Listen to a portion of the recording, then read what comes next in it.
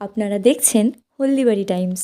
সৌন্দর্যায়ন বৃদ্ধির জন্য সংরক্ষণ করা প্রাচীন রোড রোলার নিয়ে গেল বরাজপ্রাপ্ত এজেন্সি।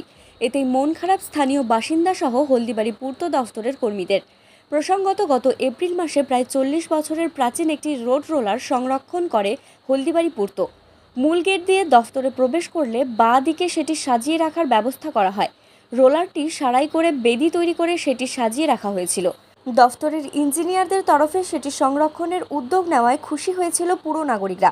জানা গিয়েছে, গত বছর পূর্ত দফতরের তরফে রাজ্যের সমস্ত দফতরে পড়ে থাকা নষ্ট হওয়া রোড রোলার বিক্রির উদ্দেশ্যে টেন্ডার ডাকা হয়েছিল। রায়গঞ্জের মালতী ট্রেডার্স নামে এক এজেন্সি সেই বরাত পায়। পশ্চিমবঙ্গের প্রতিটি দফতর ঘুরে ঘুরে তারা পুরাতন রোড রোলার সংগ্রহ করার কাজ শুরু করে। দাবি, রাজ্যের প্রায় এমন 25 থেকে 30টি পুরাতন অকেজো রোড রোলার পড়ে রয়েছে।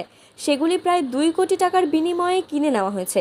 সে অনুযায়ী এদিন উন্নত মানের হাইড্রা রোলারের মাধ্যমে ভারী ওই রোলারটি ট্রাকে তুলে রায়গঞ্জের উদ্দেশ্যে রওনা দেওয়া হয়েছে। এদিন সংরক্ষণ করা রোড রোলারটি নিয়ে যাওয়া থাকা অবস্থায় ওই বেদি পড়ে থাকে।